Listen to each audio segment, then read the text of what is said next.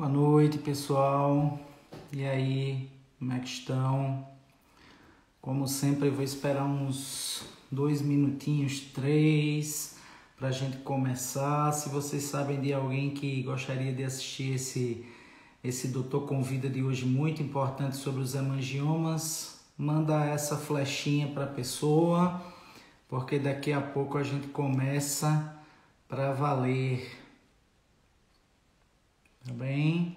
E como vocês sabem, antes de começar, vou dar alguns avisos do perfil, da programação e também falar um pouco do colega que a gente vai receber hoje, um amigo que a internet, mais um amigo que a internet me deu.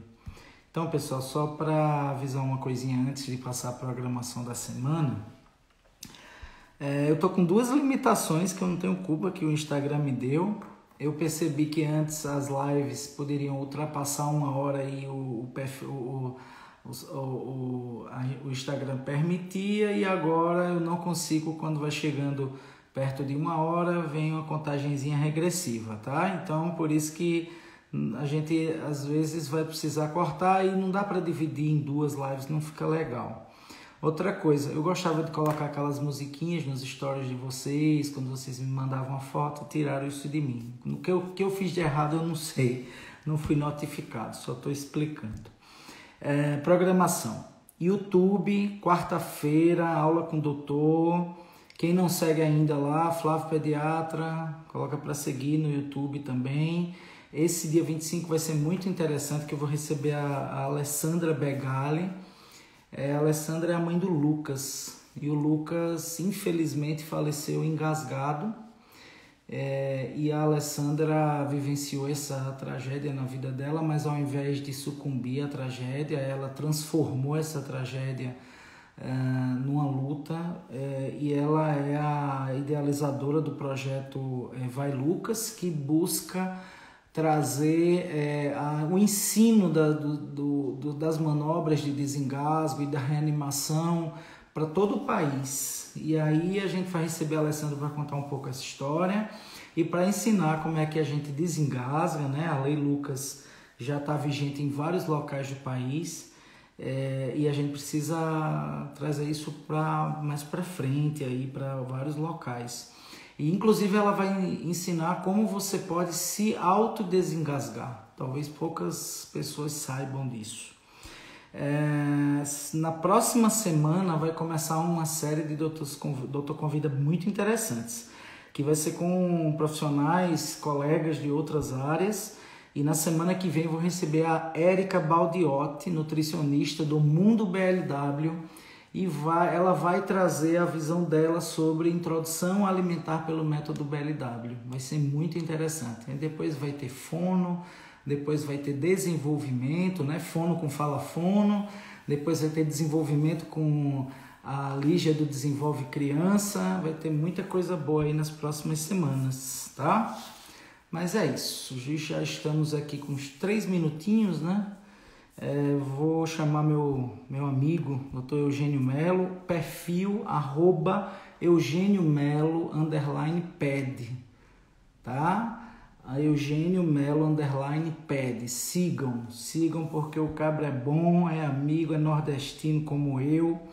E eu vou chamar ele aqui para depois, quando ele já estiver aqui por dentro, eu falar do currículo dele. Vamos ver se ele já chegou por aqui. Olha ele aqui. Você já é com o Dr. Eugênio. Olha aí. Maria. Grande doutor Eugênio, boa noite. Boa noite. Como é que tá a brisa de Fortaleza? Agora tá boa, graças a Deus. Tá boa? Tá ótimo. Agora à noite deu uma esfriada, uma brisazinha aqui. Tá querendo chover, né? Legal. Um pouquinho, todo canto tá meio nublado, né? É isso aí. Não tá nublado, mas o vento, esses ventos Prenuncia começam chuva. no final de outubro e vão até o final do ano, realmente dá uma esfriada legal.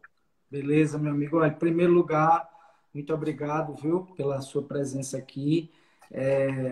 Eu falei, né? Um amigo que a internet me deu. A gente ainda não sentou junto, mas vamos sentar, né? Quando essa situação permitir, mas brevemente Nós temos muito o que conversar tete a tete, mas assim, eu queria, antes de que a gente começar a conversar sobre o tema, só passar para o pessoal um pouco o currículo do doutor Eugênio. Ele é graduado em medicina pela Universidade Federal do Rio Grande do Norte e fez residência em pediatria e oncopediatria. Tá? E hoje ele atua como pediatra e oncopediatra em Fortaleza e faz ambulatório há 10 anos de hemangiomas e malformações vasculares. Então, ele é o cara do hemangioma e desses problemões que se chamam malformações vasculares. Faz 10 anos que começou a ver isso, fora as outras coisas. Então, tem muita coisa para falar para a gente hoje, né? Então, deixa eu colocar aqui de novo o pessoal seu perfil, para o povo já seguir aí, anotar, passar para frente e seguir. Ó, como vocês estão vendo aí, Eugênio, @EugênioMelo, _ped, tá? Show de bola. Para começar, meu amigo, explica para o povo aí o que hoje se diz que é hemangioma, né? O que é que se conceitua e o que é um hemangioma? Pronto, o hemangioma, ele é um tumor vascular, né? Ele é o tumor vascular benigno mais comum da infância. E a gente já começa essa conceituação dizendo que o hemangioma não é. O hemangioma, ele não é câncer infantil, porque muitas pessoas ainda têm essa dúvida. Ao contrário, o hemangioma, ele é um tumor vascular benigno da infância, é o tumor vascular mais comum da infância e que ele está apresentando agora um crescimento, né? Assim, um crescimento do número de casos de hemangioma. A gente já vem notando isso há um tempo. Tem algum motivo? Se especula alguma coisa? Os últimos estudos, eles falam de um componente hormonal do hemangioma, mas isso ainda não se sabe. São só especulações, nada foi provado ainda. Então, acho que esse componente hormonal deve ter a ver, talvez, com esse aumento do número de casos. Mas ele não faz nem parte ainda da fisiopatologia hoje do hemangioma. Entendi. E quantos por cento, mais ou menos, se especula de prevalência, assim, de quantos por cento de crianças vão apresentar-se com hemangioma aí, lá desde o início? Não existe essa prevalência ainda de dizer assim, quantos por cento você tem de crianças de uma população que vai ter hemangioma, se 2%, 3%. O que se sabe é que a estatística diz que o hemangioma ele é mais comum no sexo feminino, né, em relação ao sexo masculino, numa frequência de 3:1, e que ele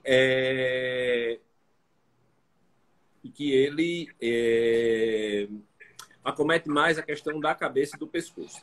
Alguns estudos afirmam que o hemangioma ele pode chegar até a afetar 10% de todas as crianças, mas isso ainda é uma coisa... É um número controverso. É um número que eles colocam, assim, alguns estudos foram feitos que chegou até a 10%, mas ainda não se sabe quantos por cento mesmo, mas pode chegar até a 10%. Entendi. Eu vou colocar aqui agora uma sequência de 3 fotos, só para a gente partir delas, né, gente? Para a gente, a partir delas, conversar um pouquinho sobre isso. Essa aqui, que eu estou colocando aí, ó, esse bebezinho, se vocês verem aí entre as sobrancelhas dele, tem aquela velha manchinha aí na pálpebra, que a gente às vezes fala até para a mãe, ó, isso aí foi o beijo da cegonha. E aí atrás na nuca, né, outra. Aí eu te pergunto, isso aí é um hemangioma? Não, isso é uma mancha salmão.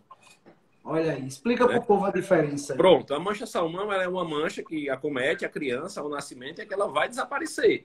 Ela não é um hemangioma, ela assim, tem uma característica bem diferente. O hemangioma ele tem uma coloração bem mais violácea, né? O hemangioma ele pode se apresentar em alto relevo e a mancha salmão não, né? A gente costuma, ela é uma mancha bem mais clara, ela tem localizações bem específicas. A gente costuma dizer que quando ela ocorre aqui na região da testa é a mancha do beijo do anjo, né? E quando ocorre na nuca é a mancha do bico da cegonha, que a cegonha quando vem trazer a criança, ela pega a criança pelo bico, por essa região aqui de trás, a região occipital, né? Agarra a criança. Essa mancha, essa mancha salmão é uma mancha extremamente comum. Certo? Entendi. E a gente tem que tranquilizar, né? Todas as mães que se preocupam com essa manchinha merecem só a nossa palavra de tranquilizá-las, né? E dizer, não, quando mais para frente aí ninguém vai perceber isso não, né? Assim, não percebe. E que também não é a mancha em vinho do Porto, né? Mais na frente é outra coisa que Mas a nós gente vamos vai chegar. falar também. Essa aqui já é uma bebê que a gente abre mais o olho, não é isso? Isso aí parece ser um hemangioma, né? Exato. Acometimento de pálpebra, então você veja uma lesão bem mais violácea, uma lesão em alto relevo, que começou a se desenvolver abaixo de 1 ano de idade, porque é incomum que o hemangioma ele venha a aparecer depois de 1 ano de idade. Quando ele chega em torno de 1 ano, ele já entra numa fase que a gente chama de fase involutiva e que ele tende a desaparecer, né? Uhum. Por isso que existe essa ideia de que se não tratar o hemangioma, ele desaparece com o tempo. Isso é verdade, mas hoje em dia nós temos critérios de tratamentos do hemangioma que fazem com que a gente até inicie uma medicação em alguns casos selecionados. Casos de Entendi. hemangiomas pequenos, geralmente a gente espera, porque o hemangioma ele entra mesmo numa fase involuída. E Entendi. Agora, com o passar do tempo, essas lesões aí, esse tecido de coloração violácea, ele tende a se transformar num tecido fibro-gorduroso. Então, com o entendi. passar do tempo, quando se realiza ultrassom nesse local, vê um acúmulo de gordura nisso aí. Mas essa é a degeneração comum do hemangioma. Entendi. Porque o vaso, vamos para o pessoal entender melhor, né? Ele cresce e depois ele evolui e deixa uma espécie de cicatrização ou uma marca da involução, não é isso? Exatamente. Agora, esse outro aqui, esse menino aqui, pequenininho, Pronto. né? O cara vai, a mamãe vai, leva para o pediatra, isso aí o pediatra tem que ficar mais de olho vivo, né? Também. A famosa mancha em vinho do Porto, né?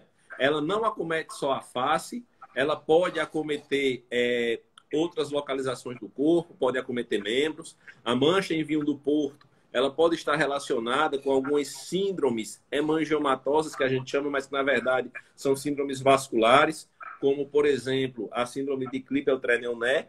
E quando ela ocorre na face desse jeito, a mancha em vinho do Porto, a gente sempre tem que lembrar da síndrome de Sturge-Weber. Então, muito provavelmente, essa criança, mesmo bebezinha, tudo, ela tem que fazer algum exame de imagem para ver se existe hemangioma intracraniano, né? Alguma alteração intracraniana, no caso, tomografia ou ressonância nuclear magnética. Bom lembrar que nem toda mancha em vinho do Porto na face, ela significa síndrome de Sturge-Weber. Há casos de Sim. paciente, né? É um Que tem mancha em indício, vinho do né? É Porto um na indício, face. mas não o diagnóstico, né? Uhum. Agora, veja, então a gente teve três situações aí. A gente teve uma mancha salmão que não é um hemangioma, uma lesão na pálpebra que parece muito ser um hemangioma, lógico que só o exame presencial ajuda melhor, e uma mancha que está mais ligada às malformações vasculares, né? Então, aí é onde vem essa próxima linha de pergunta aqui. Quer dizer, então, que é importante a gente diferenciar o hemangioma infantil de uma possível malformação vascular, não é assim? É. Inclusive, as pessoas chamam de hemangioma congênito quando é uma lesão plana, geralmente em coloração em vinho do Porto, e ela não é o hemangioma. O hemangioma clássico, daquela segunda foto que você botou, aquele hemangioma que cresce, que tem uma coloração violácea, que fica em alto relevo, se for realizada uma biópsia desse local, ele vai expressar uma proteína que se chama proteína transportadora de glicose.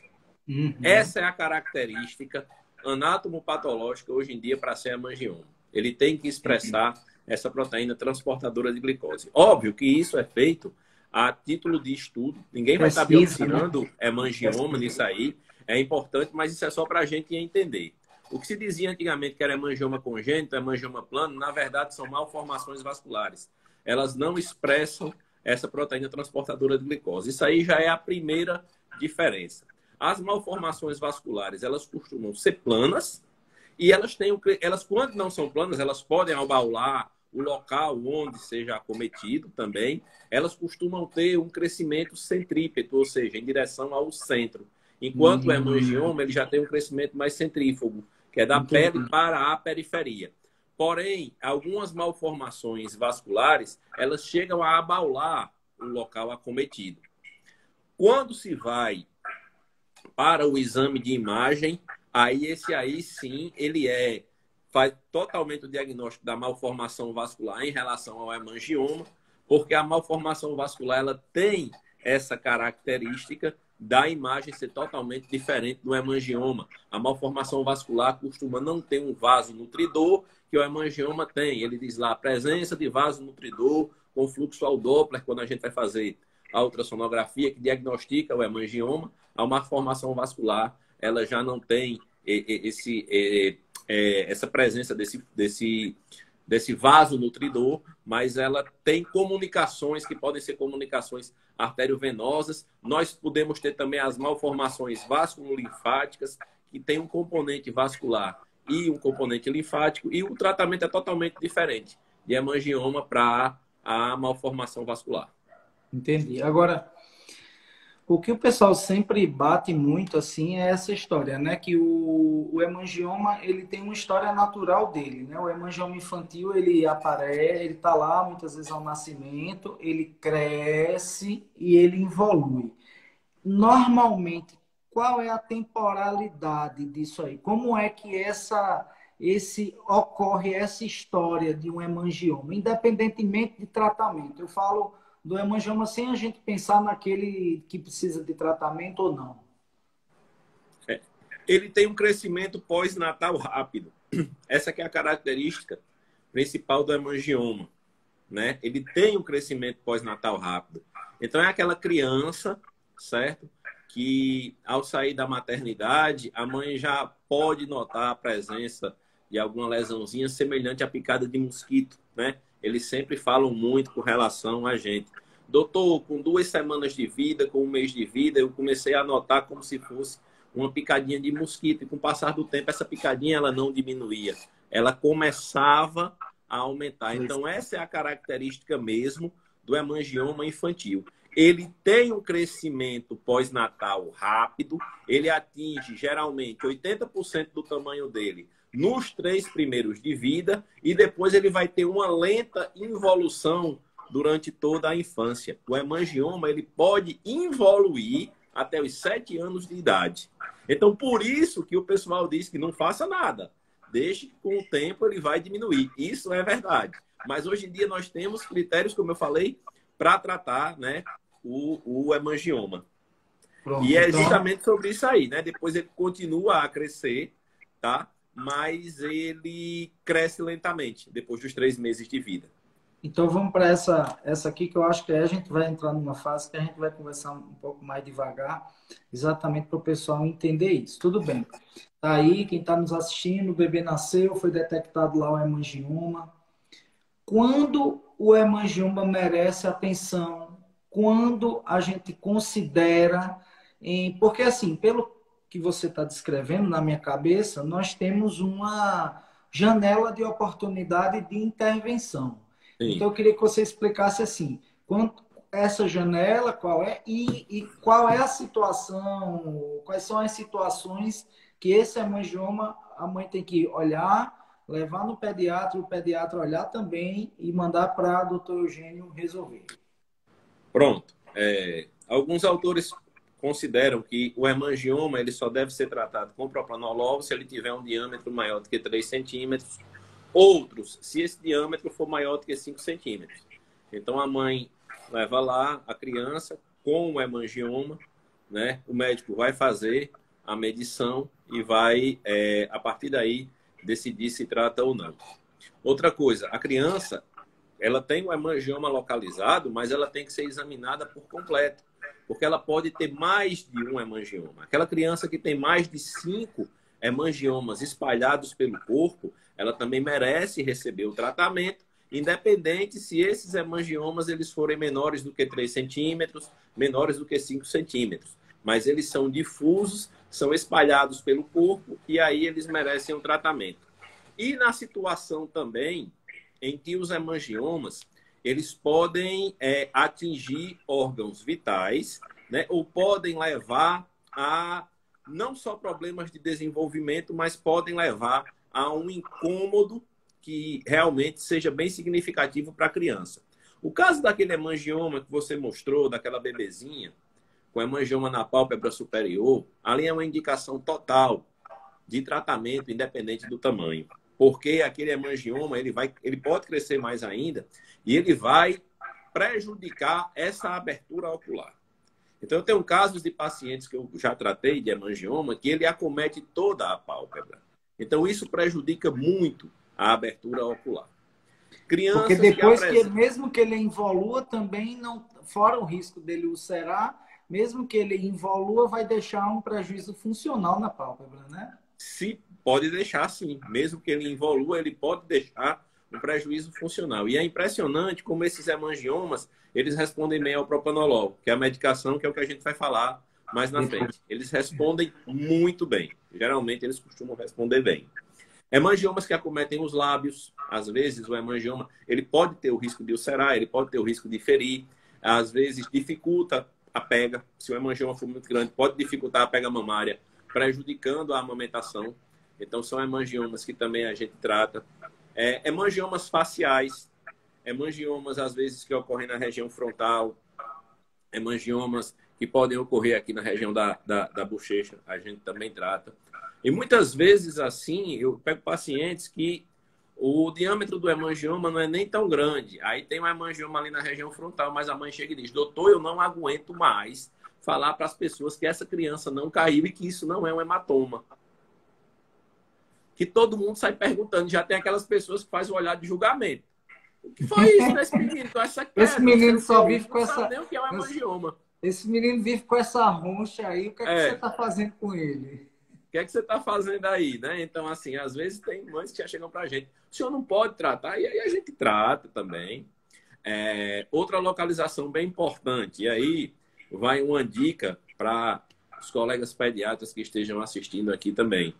Existe um problema de saúde chamado laringomalácia, né? Que ele decorre de uma frouxidão dos músculos da região cervical. E, assim, o pai, a mãe da criança que tem laringomalácia, ele sabe muito bem, assim, o que é isso pelo som, que é o estridor, né, que essa criança produz. É um som agudo, extremamente alto, e que ele é um som preocupante. Quando os pais escutam, aquilo ali é preocupante. A laringomalácia, com o passar do tempo, geralmente ela evolui bem, porque esses músculos eles acabam tendo um aumento do tônus, né, e acaba por desaparecer. Hemangioma de corda vocal, ele também pode ser confundido com a laringomalácia. No nosso meio médico, a gente diz que o hemangioma de corda vocal, ele sempre faz o diagnóstico diferencial com laringomalácia.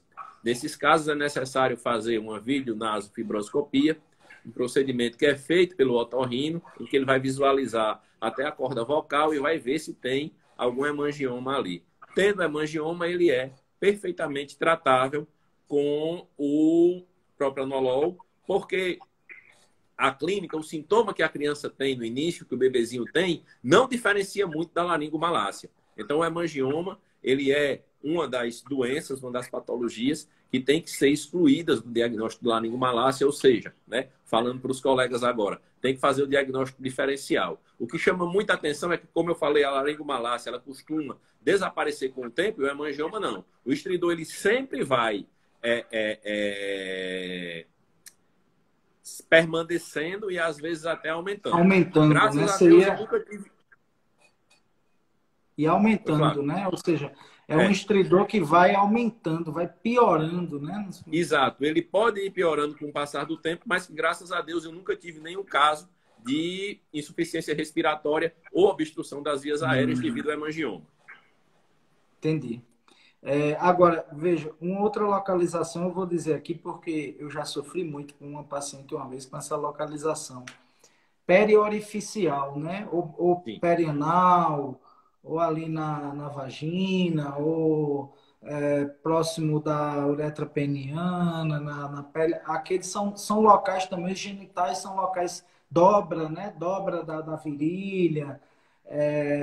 São locais também que a gente fica, assim, digamos, com a tendência maior de encaminhar para o tratamento, né? Sim, e são locais difíceis de ser tratados, porque são locais úmidos. E a gente sabe que o local onde ocorre o hemangioma, onde tem um hemangioma ali, ele é um pouco friável. Ele não tem a mesma consistência que o resto da pele sã. Então, como são locais úmidos, eles podem tender mais a ulcerar, a formar feridas, porque existe essa variação de temperatura. É só a gente lembrar da criança, né? que tem assadura. Às vezes a mãe faz todo o cuidado, tudo, mas tem a mudança de temperatura, tem a questão das dobras viverem sempre muito úmidas e a criança pode fazer uma assadura. O mecanismo do hemangioma ulcerar, nesses casos, ele é meio semelhante a isso aí, porque são locais Fricção, que vão, né? fricção também, né? Que vão viver sempre úmidos, né? E que pode haver uma ulceração. Então a gente tem que ter cuidado com isso aí, né? Tem essas crianças, geralmente, que têm esses hemangiomas, a gente trata, faz com que, em alguns casos, elas tenham retornos mais precoces. E assim, via de regra, isso talvez não tenha em literatura nenhuma, até porque eu nunca pesquisei, mas são os hemangiomas que eu tenho tido mais dificuldade assim de tratamento. Eu consigo tratar, mas tem que usar a medicação durante um tempo mais. Enquanto em algumas crianças eu uso propanolol 1 ano, as crianças que chegam para mim com alguns hemangiomas perianais ou hemangiomas em vagina, eu às vezes chego a usar o propanolol por 2 anos até. Entendi. Também eu acho que é bom avisar o pessoal que também de atenção quando o hemangioma é na região da coluna, né? Sim. Na linha central da coluna, porque ali não é só o hemangioma que a gente se preocupa, né? Uhum. A gente Porque tem que a fazer gente isso. tem que fazer exame para ver se a parte interna, digamos assim, para o pessoal entender, está normal, né? Se tem alguma fístula, que é uma comunicação, né, entre a vértebra e o hemangioma, isso pode ocorrer também. Aí tem que fazer exame de imagem. Então, vamos só resumir para o povo entender. Rosto, perto do olho, do nariz, da boca, região central aqui do tórax, nas costas, nem sempre precisa tratar, mas tem que correr Uhum. atrás para dar, às vezes tem mais alguma coisa. Região perianal, região genital, tudo isso aí é motivo de aperreio e, como você falou, tamanho, se for muito grande, né?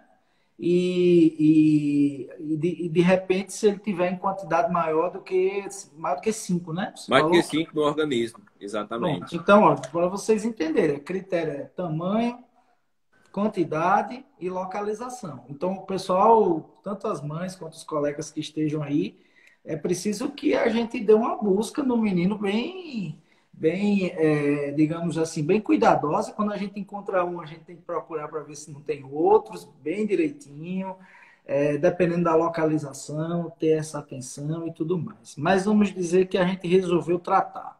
Né? E eu até compartilhei esse post porque eu achei muito interessante. Eu já conhecia antes, dessas coisas da medicina que a gente não entende, né? Porque essa droga está aí há muito tempo, né? E ninguém tinha aberto a cabeça e provavelmente em algum momento já deve ter sido usada, mas ninguém tinha feito essa associação, né? Porque propranolol é uma droga que é mais antiga do que se brincar, eu acho que é do início do século passado, né? Os beta-bloqueadores, não sei se é dos anos 50, 40, mas enfim, é muito velho. E é uma droga, digamos assim, polivalente, né, na medicina. Hoje a gente poderia dizer que é uma droga polivalente. E aí eu queria que você explicasse para o pessoal assim, eu vi muitos comentários, achei muito interessante isso, pessoas da era pré-propanolol, propranolol, contando que os seus hemangiomas foram tratados com corticoide, com cirurgia, Uhum. e o pessoal da era pós-propranolol falando do tratamento com os beta-bloqueadores. Então, para você, assim, como foi essa transição? Porque há 10 anos foi mais ou menos próximo da época que o propranolol surgiu, digamos, com mais intensidade. E aí? Pois O que é. você diz aí Eu disso? acompanhei, né, essa transição, foi uma coisa muito interessante.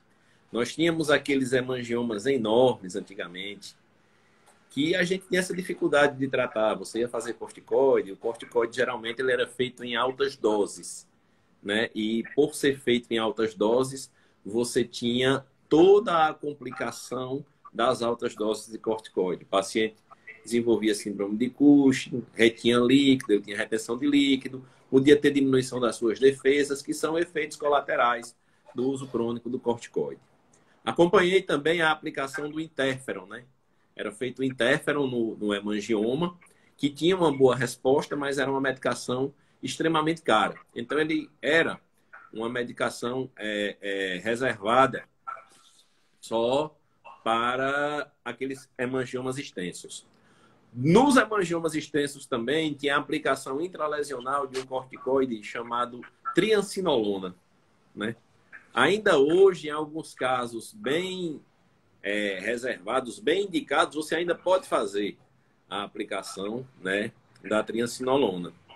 E aí, assim, a gente tinha todo esse arsenal e era uma preocupação, porque a gente sabia que esses hemangiomas, quanto maior fosse o tamanho dele, maior corria o risco de infecção. E você falou, né, aí, como foi descoberto, com esse trabalho da doutora Cristine, que ela viu que alguns neonatos que eram acompanhados por cardiopatia, no hospital dela em Lyon, na França, onde ela é a chefe do serviço da cardiologia, e alguns deles tinham o hemangioma. Ele ocorre mais em prematuros, já respondendo a uma pergunta, né, que fizeram quando você pôs lá o convite para assistir a live, né? Ele ocorre mais em prematuros e ela lidava também com crianças prematuras que tinham cardiopatias e que por algum motivo precisavam fazer o uso do propranolol. E aí foi-se visto, né, isso aí, né, da melhora das crianças de uma maneira significativa e que isso lembra também, Flávio, o nosso primeiro paciente que foi tratado. Foi também uma coisa extremamente emocionante. Foi uma criança que chegou para a gente com um hemangioma que a gente chama de hemangioma em barba. Ele acometia toda essa região, né, aqui da face, como se fosse da barba. Essa criança chegou com esse hemangioma infectado, evoluiu grave. Essa criança precisou ir para a UTI por conta de sepse. Então, a gente primeiro tratou a infecção e depois nós entramos com o propranolol.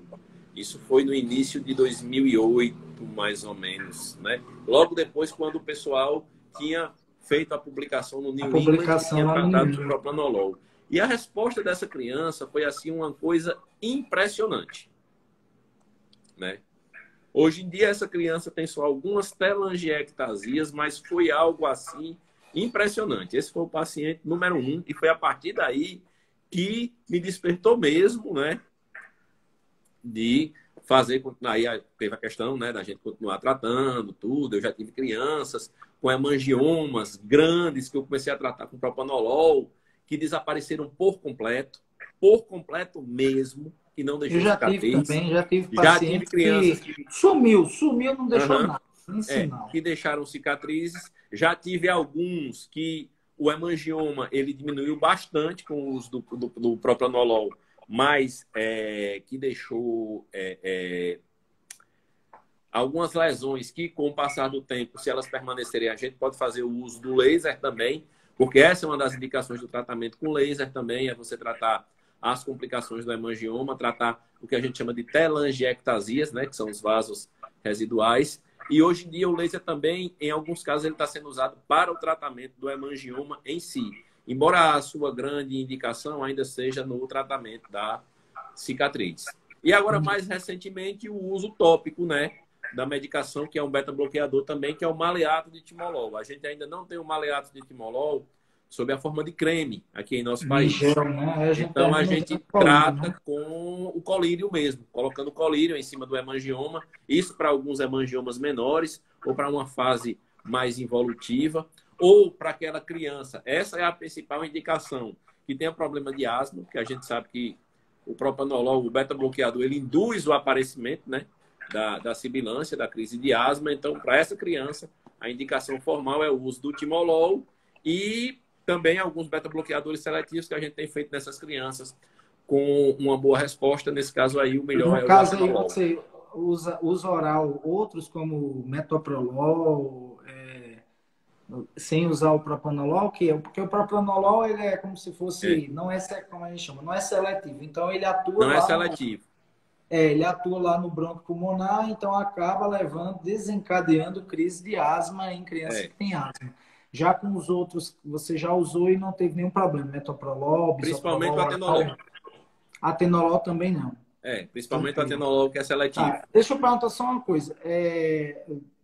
Com relação ao propranolol, trouxe, por um lado, esse alento muito grande, né? Mas existe um protocolo para se iniciar, né? Como são em crianças pequenas, que aparentemente tem uma sensibilidade maior aos possíveis efeitos colaterais. Aí o pessoal pergunta assim, o que é comum ter, né? A gente fala, essa é uma droga que diminui os batimentos cardíacos e pode levar principalmente à hipoglicemia. Então, esse é o cuidado que a gente tem. Então, normalmente, quando você vai usar, qual é o pré-requisito básico para dizer assim, só posso iniciar quando tiver isso aí?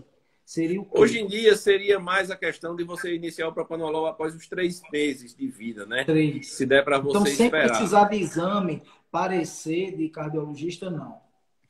Assim, é recomendável se a criança puder fazer, né? Isso não faz com que venha a ter um atraso no início do tratamento. Você pode iniciar a medicação, né? E fazer o parecer do cardiologista depois. Geralmente a gente espera depois dos 3 meses, primeiro porque 80% do hemangioma ele vai crescer até 3 meses. Então, possa ser que usando antes, esse hemangioma continue crescendo e venha até a frustrar um pouco a família. A grande preocupação da gente é a questão da hipoglicemia.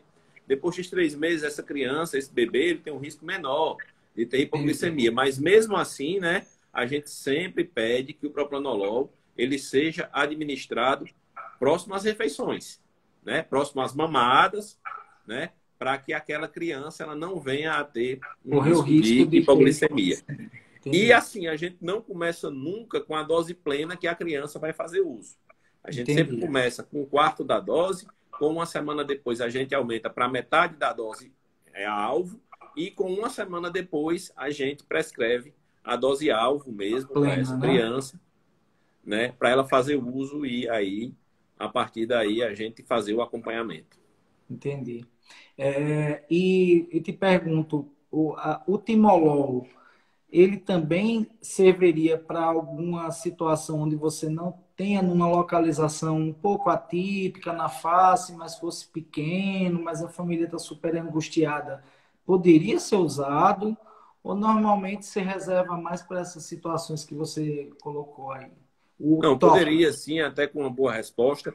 Eu só não gosto da prescrição do timolol quando é muito próximo do olho. Aí eu não gosto de prescrever, porque afinal é um Entendi, colírio, né? porque aí E pode haver. inicialmente a gente não tem a preparação de creme. E tem que lembrar que o timolol ele é um colírio que ele diminui a pressão ocular, porque originalmente ele é um beta-bloqueador que foi Sim, ocular. criado para o tratamento do Do glaucoma, né? glaucoma, Para isso. diminuir a pressão intraocular que é ocasionada pelo glaucoma. Então, quando é muito próximo do olho, eu particularmente não gosto de tratar. Até gostaria, nunca tive assim, essa oportunidade de conversar com colegas que usam para ver isso aí. Mas é uma coisa meio de precaução minha mesmo. Isso aí é meio Entendi. minha mesmo. Mas É, na face já usei, sim. Região de mento, região aqui da fronte, já usei, região cervical, em problema, né? membros, com boa resposta. Eu vejo que, assim, quando a gente fala sobre hemangioma, hoje eu acho que com o uso do propranolol, dos beta-bloqueadores, não era aquele medo que a gente tinha antigamente. Porque, assim, Uhum. quando a gente via uns hemangiomas grandes, antigamente, eu me lembro, a residência em 2003, ixi, nossa senhora, pensa numa bronca. Por quê?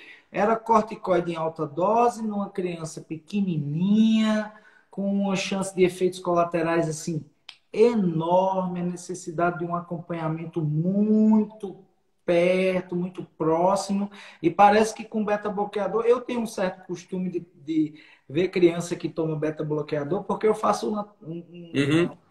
participo de um projeto de cardiologia pediátrica, quando eu sou pediatra dessa equipe, de uma rede. Então a gente usa beta-bloqueador e não vê realmente nada demais É. acontecer. É tranquilo, oral, uma boa. Mas eu Podia acho que ulcerar, podia um sangrar, né? corticoide é dor de cabeça, né? Era assim, eu acho que deu uma tranquilidade, não foi? Foi uma tranquilidade enorme, assim, mudou muito, né? Tinha também a questão das cirurgias também, que eram cirurgias grandes e deu uma tranquilidade maior. Ainda existe aqueles casos cirúrgicos, né? Mas assim, quando muito bem indicados, realmente a gente ainda opera, mas mesmo esses casos cirúrgicos a gente consegue, se for um hemangioma clássico mesmo, né? Da gente diminuir aí com o propanolol e preparar até melhor essa criança para a cirurgia. Para reduzir um pouquinho e facilitar, né, o Uhum. procedimento cirúrgico. Deixa eu abrir aqui um pouquinho, eu vou entrar o povo falando na sua cara aí, mas se tiver alguma pergunta, para a gente ver aqui se tem alguma coisa. Mas, assim, eu acho que ficou uma mensagem muito importante para todo mundo do lado dos pacientes, né? Entender que a grande maioria dos hemangiomas merece atenção, mas nem sempre tratamento, eles vão evoluir. Parte dos que precisam de tratamento precisa de uma certa orientação por parte do médico para fazer esse encaminhamento um pouquinho precoce, né, para um serviço que faça esse acompanhamento. E quando a gente trata, hoje em dia, a gente trata de uma forma segura, né? Estão perguntando aí, por exemplo, a dose do propranolol usada. A gente não vai falar isso Você aqui, vai porque falar a em gente está dose. numa live de público geral, mas hoje em dia, se você botar aí, até a Sociedade Brasileira de Pediatria lançou um documento científico muito bom de revisão em novembro de 2018. Esse aqui, ó, até estava dando uma lida nele. Para não apanhar muito aqui do doutor, que sabe 10 vezes mais do que eu, digo, vou dar uma lidazinha para ver se eu não passo vergonha aqui. Aí é muito bom, tem do começo ao fim aqui, o pessoal procura lá na Sociedade Brasileira de Pediatria. Até a gente estava comentando, não foi, Eugênio, sobre aquele estudo recente desse ano que estão fazendo uma espécie de uma escala, né, para que o médico Uhum. geral avalie e Ah, encaminhe o paciente, uhum. né? Bem recente, interessante esse estudo, né? Bem recente, né? Assim, inclusive conduzido pela própria doutora Cristine, que foi a Uhum. pessoa, né, que hoje em dia ela é referência mundial no tratamento dos hemangiomas, que foi a pessoa que descobriu essa relação.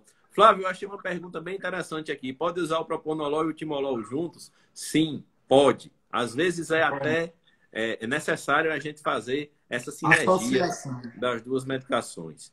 Doutor, granuloma piogênico é um hemangioma? Não. Granuloma piogênico, ele aparenta ser até um hemangioma, mas o granuloma piogênico, ele geralmente é uma patologia cirúrgica. Ele pode até evoluir espontaneamente, mas geralmente ele é uma Ocorre, é patologia muito cirúrgica. comum as mamães aí que vão lá para a manicure tira um bife grande demais, quando depois aparece o granuloma piogênico reativo aqui no Uhum. canto da unha, é dor de cabeça. Qual a dose Todo mais? hemangioma precisa ser olhado por um especialista? Não, a grande maioria pode ser conduzida pelo pediatra comum, mesmo que aquele hemangioma que vai regredir com o passar do tempo. Qual é a indicação para o especialista?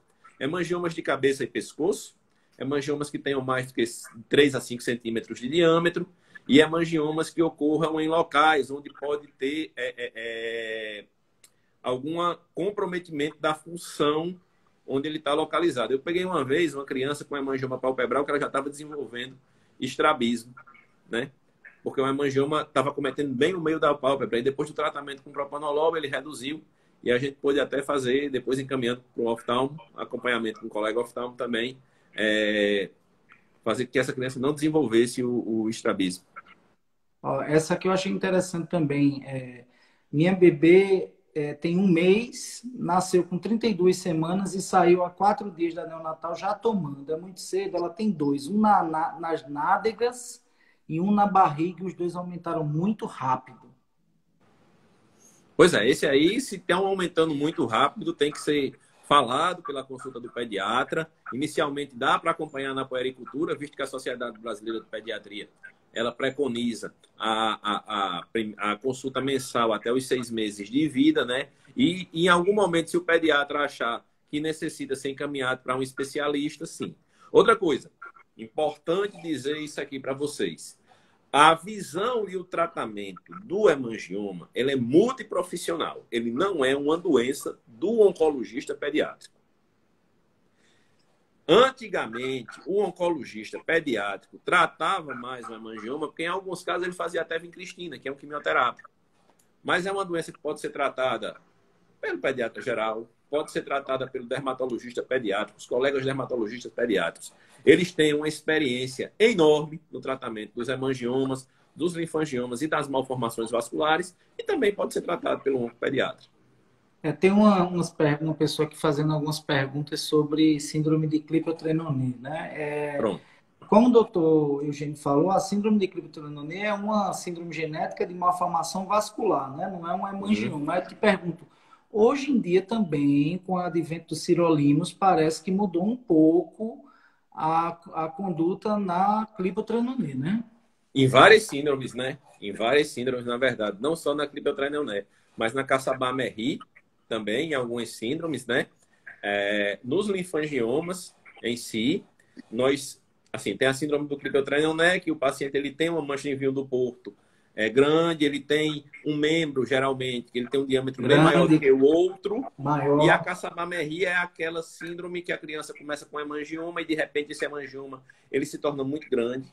Aquele local ali necrosa, tá bom? A lesão fica bem escura, uma lesão imensa, e que ali naquele local há uma coagulopatia de consumo Um bem importante. sequestro de Explicando para as plaquetas pessoas enorme, o né? que é que faz. Naquele local ali, começa a sequestrar todas as plaquetas do corpo, então tem uma diminuição, a criança vai para 10, 20 mil plaquetas, altera outros exames, tipo TAP, TTPA, e antes do advento dos sirolimus, a mortalidade da síndrome de Cassabá-Merri chegava até em torno de 40%, ou seja, de 10 crianças, 4 poderiam ir a óbito.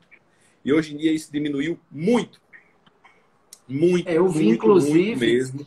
para essa pessoa aí, não sei se ela teve acesso, eu não sei de cabeça agora dar o endereço, mas se ela colocar, acho que síndrome de Klippel-Trenaunay Ribeirão Preto no Google, se eu não me engano, tem um grupo de pacientes de síndrome de Klippel-Trenaunay que se reuniram, é como se fosse uma associação de portador de pessoas com a síndrome de Klippel-Trenaunay e que eles têm toda uma assessoria para facilitar o acesso à droga, né? Porque é uma droga O muito sirolimus, que é uma droga cara. cara, muito difícil de E se além de ser obter cara, nos ele tem meios todo assim, uma questão, protocolo, né? um protocolo, tem que dosar o nível sérico, depois que usa tudo, tem que saber se o local dosa esse nível sérico também. Então, essa Né? pessoa aí, eu tirei os comentários, pessoal, porque aí até eu convidar o doutor e botar os comentários na cara dele é até uma coisa meio de má educação. Mas, assim, uma outra coisa interessante, Eugênio, já que você é oncologista também da área infantil, é que alguém perguntou ontem, e de fato, né, eu vi que o propranolol agora está sendo reposicionado para certos tipos de cânceres também, né? Uhum. Porque, como Ele ele é é uma um. droga que se mostrou inibidora do crescimento dos vasos e os cânceres, para as pessoas que são leigas entenderem, muitos deles fazem com que exista essa proliferação vascular para nutrir o propranolol por ir lá e diminuir. Eu vi câncer de mama, câncer de. Eu vi alguns estudos em mama e outros lá. Então, quer dizer que é outro caminho que o propranolol já usa para enxaqueca, Ele pode ser já uma usa para medicação, né? hipertensão, já usa na tireoide, hemangioma é um polivalente. Ele pode ser uma medicação adjuvante aí no tratamento, do mesmo jeito que o captopril para alguns tipos de tumores pela ação anti-angiogênica, ou seja, de diminuição da formação de novos vasos, ele também tem sido usado, tem sido pesquisado. Foram pesquisas que se iniciaram na década de 60, que depois pararam e agora estão voltando, né? Mas, assim, nunca usar isso aí como a única terapia. Ele é Não, muito não, bom como claro. Isso ainda está em estudos e pesquisas, né? estudo, ele é muito bom como adjuvante, né? Meu amigo, Muito. estamos chegando aqui próximo do nosso horário. Eu queria só dizer o seguinte, lhe pedir um favor, para você abrir aí durante a semana no seu perfil, caixinha de pergunta para esse povo que eu não respondi, mas porque não É, tinha condições de responder. abro. Aí o pessoal aproveita, visita lá, segue o doutor Eugênio, faz as perguntas para ele, avisa para o povo seguir o doutor Eugênio, que como eu sempre falo, esse espaço aqui, nesse caso hoje, eu estou trazendo um amigo que é uma pessoa muito querida. Hoje em dia, assim, a gente se conheceu por essa rede e hoje em dia a gente se fala como amigo mesmo e se apoia como amigo. E ele, como essa figura que vocês estão vendo aí, que tem experiência, sabedoria, é um pediatra também de primeira linha, precisa crescer. Todos nós precisamos ver essas É pessoas verdade. crescerem. Então, dá uma visitada no perfil dele, que com certeza vocês lá também vão obter informações muito importantes. Meu amigo, eu vou publicar essa live e aí depois você repercute lá também para todo mundo, viu? Muito obrigado. E diga mais aí, diga alguma coisa a mais aí para o pessoal de despedida. Rapaz, é só agradecer mesmo. Você realmente foi um presente que eu recebi nas redes sociais, um grande amigo que eu tenho, que recentemente por uma situação que eu passei, que foi uma situação bem preocupante. Você me ajudou, me apoiou. Eu tive Covid, né? E você foi uma das pessoas que realmente chegou junto, me ajudou, me apoiou. Eu só tenho ali a agradecer. Foi um grande presente mesmo. E, Flávio, eu vou dizer uma coisa. Quando eu conversava contigo, na época da Covid, era uma coisa que me acalmava mesmo, sabe? Me acalmava. E aí, graças a Deus, deu tudo certo e pronto. E eu só tenho a agradecer. Agradecer pelo convite também de estar fazendo a live. E vamos seguir em frente. A gente está aqui nessa luta, né, meu amigo? As pessoas não imaginam, mas todos nós, nesse momento, na pandemia, etc., estamos vivenciando angústias, preocupações, inclusive de forma muito grande com os nossos amigos, né? E os colegas de todas as áreas, principalmente os colegas médicos da área da saúde, a gente está passando por uma situação muito difícil também. E o mínimo que a gente pode fazer, eu sempre disse isso, eu não sou o cara que estou lá dentro da UTI, mas eu aqui fora, tentando estudar, passar informação para o leigo, passar para os colegas, ajudar os colegas. E, na verdade, eu também digo que foi uma oportunidade de poder lhe ajudar, meu amigo, porque se um dia, eu espero não ter essa doença, mas se um dia for a vontade de Deus ou acontecer, eu espero só ter pessoas como você também Pois é. para a gente enfrentar e vencer essa batalha, porque você venceu, né? Você venceu Graças a pelas Deus. suas forças, pela vontade de Deus, pelo tratamento, porque e também tinha muita coisa ainda a contribuir aí nesse plano terreno, né? Então é isso aí, Com viu? Para certeza. mim também foi um privilégio lhe ajudar e uma felicidade cada dia que passava que eu perguntava: e aí, meu amigo, como é que tá, mestre? Estou melhor. Então, para a gente, isso aí, o que Com acontece com o certeza. paciente acontece também com os amigos, né? É verdade. E os casos que a gente discute também, né? Dos casos que eu acompanho de síndrome inflamatória multissistêmica, né? De próprio Covid, mesmo, que a gente está sempre discutindo. E sempre é um prazer discutir esses casos contigo. Meu amigo, um abraço muito grande. Mais uma vez, lhe agradeço por ter cedido seu tempo para estar aqui. Pessoal, eu vou salvar, vai ser publicado no YouTube, vai para o IGTV. Nem se preocupe que quem perdeu ou alguém que tenha perdido vai ter a oportunidade de ver. Uma boa semana para todo mundo. Meu amigo Eugênio, boa semana. Vamos para a luta, Eu também. que amanhã é um novo dia, né? É verdade. E eu vou botar a caixinha já já, viu? Eu ainda vou Olha botar a aí, caixinha. vamos lá. Vou botar hoje O homem ainda, ainda para está quem quiser fazer a disposto comigo. pergunta. Eu não, eu vou embora para a rede. Você vai Tá para a bom. caixinha. Então tá bom. Um abraço. Um abraço. Tchau. Tudo de Fica com bom. Deus. Um Valeu. abraço para todo mundo. Até mais.